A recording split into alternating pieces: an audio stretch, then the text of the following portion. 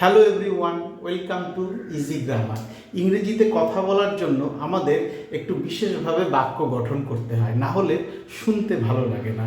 তেমনই কিছু বাক্য আজ আমরা ইংরেজিতে বলবো, যেগুলো সচরাচর আমরা কথা বলার সময় ব্যবহার করে থাকি।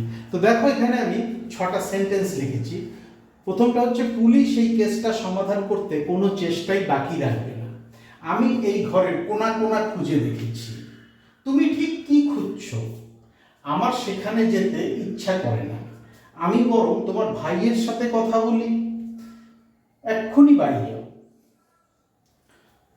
তো এই সেন্টেন্সগুলো কিন্তু খুব কঠিন না, কিন্তু যদি আমরা ওয়ার্ড টু ওয়ার্ড ইংরেজিতে ট্রান্সলেট করি তাহলে কিন্তু এর কোনো অর্থই দাঁড়াবে না। তাই এখানে আমাদের কিছু নতুন শব্দ আমদানি করতে হবে। তো চলো, পুলিশ এই কেসটা সমাধান করতে কোনো চেষ্টাই বাকি রাখবে না।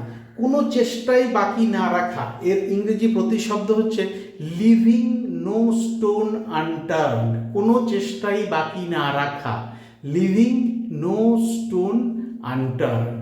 তাহলে আমি এখানে বলতে পারি, পুলিশ এই কেসটা সমাধান করতে কোনো চেষ্টাই বাকি রাখবে না। পুলিশ উইল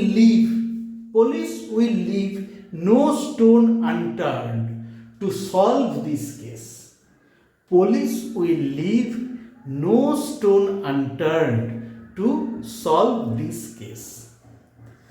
সেন্টেন্সটা আরেকভাবেও বলা যায়, এই কেসটা সমাধান করতে, to solve this case, police কোনো চেষ্টাই বাকি রাখবে না।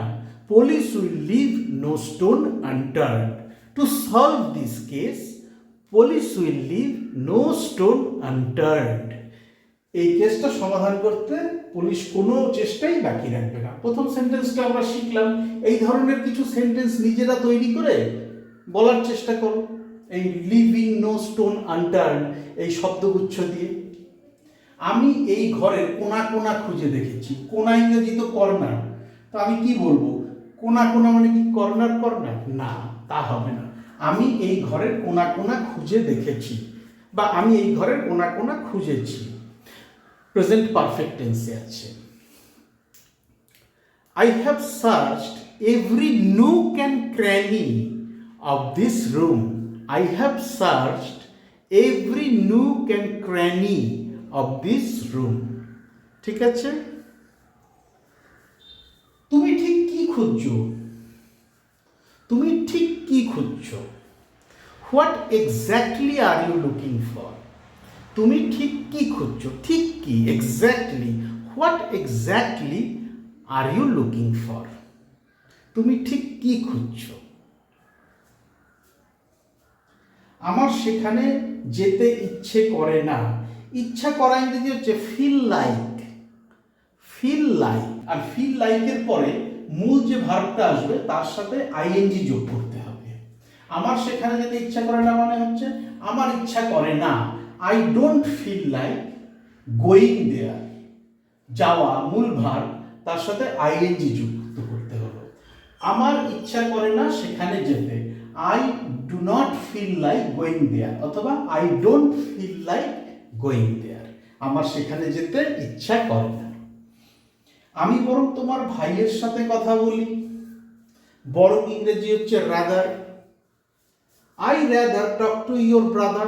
Speak to your brother বলবে না, শুনতে ভালো লাগে না। I rather talk to your brother. আমি বরং তোমার ভাইয়ের সাথে কথা বলি। সিম্পল প্রেজেন্ট টেন্সে রয়েছে সেন্টেন্সটা। এক্ষুনি বাড়ি যাও। Go home. এক্ষুনি, right now. Go home, right now. হোমের আগে টু বসে না, ঠিক আছে, বা বসাবে না। গো হোম, রাইট নাও। এক্ষুনি, হয়তো কিছু হয়েছে বাড়িতে, এক্ষুনি বাড়ি যাও। গো হোম, রাইট নাও।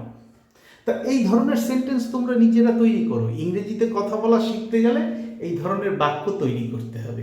এই ধরনের বাক্য তৈরি করে তোমাদের নিজেদের ভিতরে, বন্ধু বান্ধবদের ভিতরে, বা যারা তোমাদের পরিচিত সার্কেলে আছে তাদের সাথে প্র্যাকটিস করতে হবে। আর কাউকে যদি না পাও, আয়নার সামনে দাঁড়িয়ে নিজেই নিজের সাথে কথা বলো। Talk to your self. নিজেই নিজের সাথে কথা বলো। Talk to your self. দেখবে তুমি যা বলবে সেও তাই বলবে। একটা একটা করে নতুন নতুন সেন্টেন্স তোমার ভিতর থেকেই অটোমেটিক্যালি বেরিয়ে আসবে। সেগুলো ইংরেজিতে বলার চেষ্টা করো। ভীষণ সহজ, আর যত প্র্যাকটিস করবে তত সহজ মনে হবে। তো আজকের ক্লাসটা আমি আর বাড়াবো না। স্পোকেন ইংলিশের ক্লাস কিন্তু বেশি লম্বা করলে কেউ শিখতে পারে না। মানে আগের থেকে প্রথমে ক্লাসের শুরুতে আমি যা বলবো যত দীর্ঘায়িত করব পরের দিকে গিয়ে তোমরা প্রথমে আমি যা যা বলেছি ভুলে যাবে। সুতরাং ক্লাস হবে ছোট্ট, কিন্তু ক্লাসে যা বলবো তা মনের ভিতরে গাঁথা থাকবে, তাহলেই ইংরেজি শেখা যায়। Thank you so much for your time and attention and have a nice day.